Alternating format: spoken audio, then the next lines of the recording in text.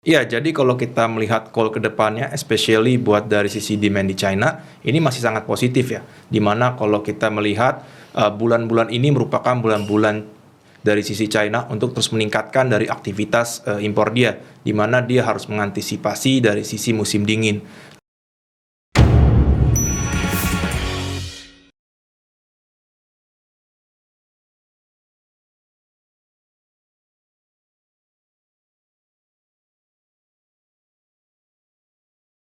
Welcome to Superstock.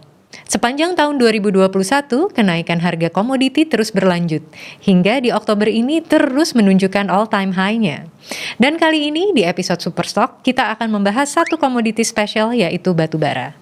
Dan di episode kali ini kita akan membahas bagaimana prospek sektor batu bara ke depannya bersama research analis Mirae Asset Sekuritas Indonesia, Juan Harahap. Halo Juan. Hai Alia, hai sahabat Mirae Asset.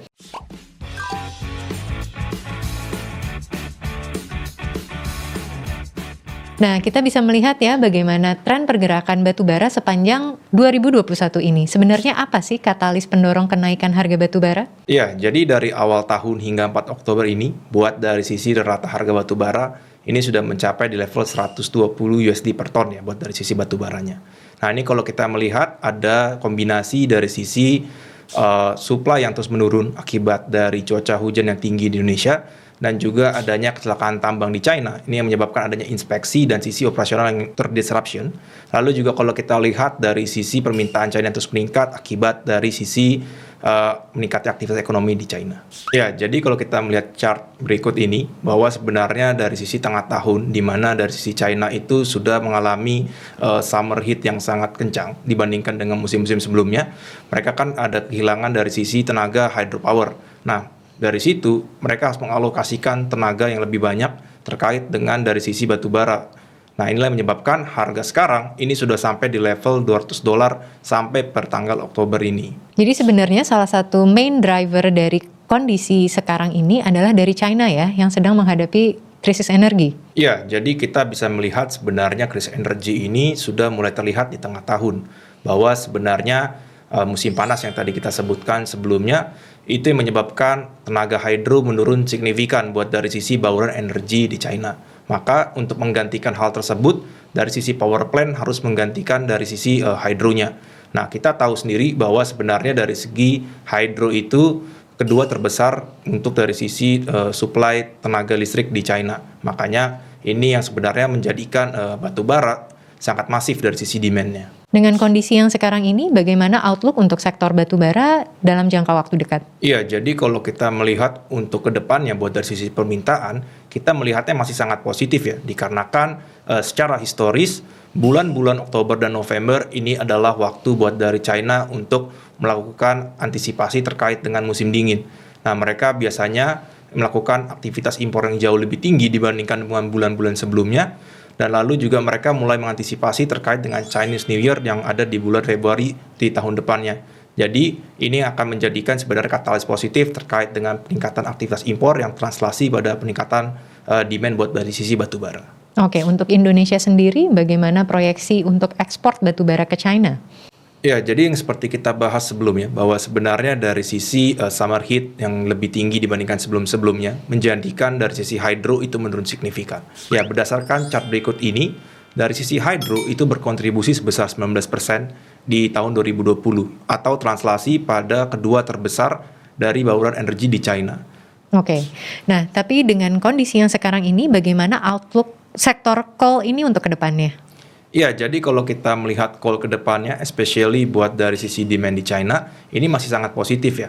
Dimana kalau kita melihat bulan-bulan ini merupakan bulan-bulan dari sisi China untuk terus meningkatkan dari aktivitas impor dia. Dimana dia harus mengantisipasi dari sisi musim dingin. Lalu juga China ini akan mengadakan Chinese New Year ini pada Februari nanti. Dimana ini akan menurunkan dari sisi domestic production dia. Jadi mereka harus mengantisipasi juga terkait dengan hal ini.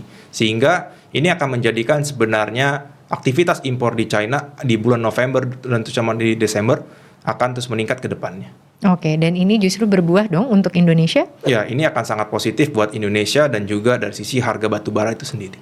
Kalau kita melihat dari sisi supply yang ada di domestik di China, kita bisa melihat pada chart berikut ini bahwa sebenarnya di first half 2021 mengalami penurunan secara signifikan. Nah, ini dikarenakan adanya kecelakaan tambang di sepanjang 2021 oleh China, sehingga dari pemerintahan China melakukan inspeksi ketat terhadap operasional batubara di China. Nah, inilah juga yang menjadi katalis positif bagi batubara Indonesia terutama ya, dikarenakan ini akan menjadikan permintaan juga akan menjadi semakin berpotensial tinggi ke depannya. Ya, jadi translasi dari kecelakaan tersebut ini menghasilkan, kalau kita melihat di chart ini, second Q 2021 itu mengalami penurunan secara signifikan dari sisi production di domestik China. Nah, ini translasi juga pada sebenarnya dari sisi impor China yang terus meningkat sepanjang kuartal. Jadi yang biasanya China ini selalu mengekspor coal untuk kebutuhan musim dinginnya, tapi kali ini ada tambahan disrupsi ya? Ya, hal ini bisa kita lihat dari chart berikut ini, bahwa sebenarnya selama 3 tahun terakhir, seasonality menunjukkan bahwa setiap semester kedua itu selalu jauh lebih tinggi dibandingkan dengan semester sebelumnya. Dan bagaimana hal ini akan berimbas ke harga batu bara ke depannya? Ya, dengan kita tadi sudah membicarakan katalis-katalis sebelumnya, kita memprediksikan at least hingga 1 Q 2022, harga masih akan berada di level tinggi buat ke depannya. Untuk dari sisi penawarannya sendiri, bagaimana kondisi sekarang dan proyeksi ke depannya?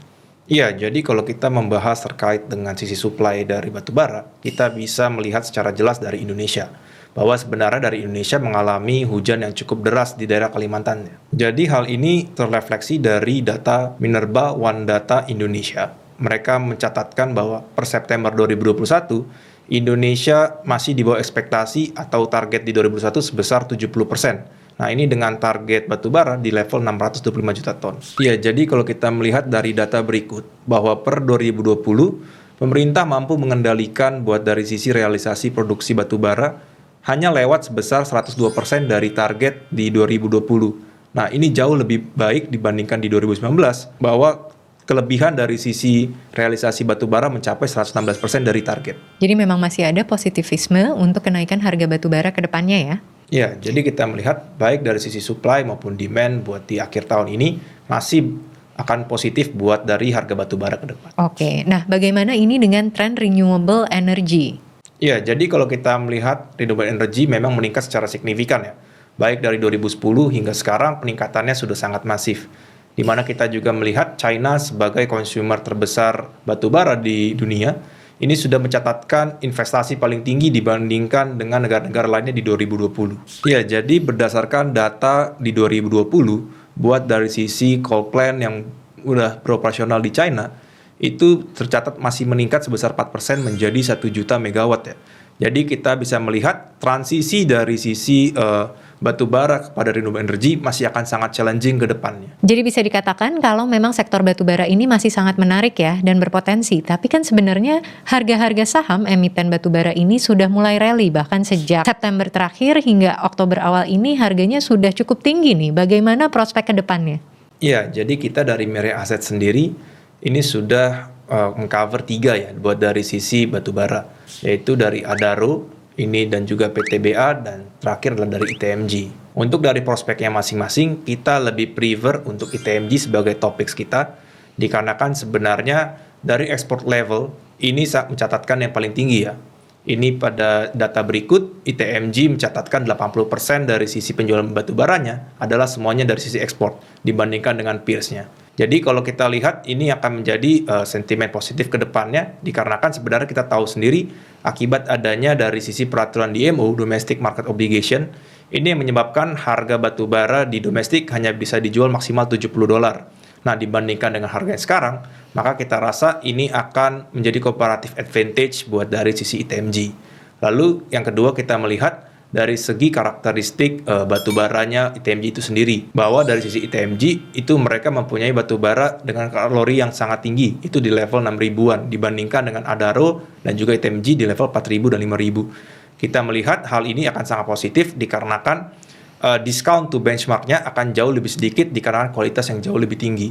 Makanya all in all kita melihat dengan environment harga batu bara yang jauh lebih tinggi seperti sekarang, ITMG akan sangat benefit dibandingkan dengan peers-peersnya. Di sisi lain, bagaimana tanggapan terkait strategi buyback shares yang dilakukan oleh Adaro? Iya, jadi kalau kita melihat strategi dari sisi Adaro, ini merupakan bukti atau dari sisi pandangan mereka akan optimisme terkait dengan industri batubara itu sendiri. Di mana memang mereka melihat buat dari tren harga batubara kemungkinan masih akan berada di level yang kuat untuk berikutnya. Nah, kita juga melihat sebenarnya buat dari sisi karakteristik Adaro, ini mempunyai lagging ya buat dari segi harga jualnya itu 3-5 bulan ke depan.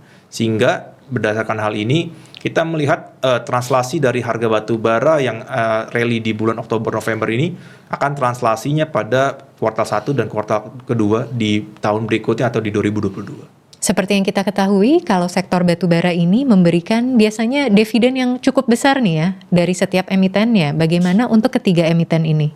Ya, jadi kalau kita melihat memang betul ya buat dari sisi dividen yield buat dari pemain batubara sangat promising buat dibandingkan sektor-sektor lainnya. Kalau kita melihat sebenarnya paling favorable buat dari dividen yield adalah dari sisi ITMG. Dikarenakan kalau kita melihat secara historical, mereka berani menggelontorkan dana yang cukup besar buat dari sisi dividen. Ini bisa terlihat dari dividen payout ratio mereka. On the other side, kalau kita melihat PTBA, ini mereka mempunyai banyak proyek ke depannya ya. Ini seperti contohnya dari sisi gasifikasi dan juga ekspansi terkait dengan railway mereka. Nah, ini yang kita lihat akan menjadi kekhawatiran pelaku pasar bahwa sebenarnya proyek yang banyak ini bila nanti dieksekusi secara seluruhnya akan memakan belanja modal yang cukup tinggi ke depannya. Nah, ini yang nanti akan berpotensi menurunkan dari sisi dividen payout ratio PTBA buat ke depannya.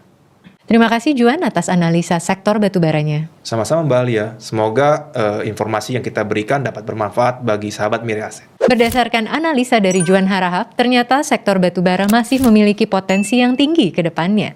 Baik dari saham PTBA, Adaro, dan ITMG yang bisa menjadi pilihan untuk sahabat Mirae Asset. Sampai jumpa di Superstock selanjutnya dan happy cuan!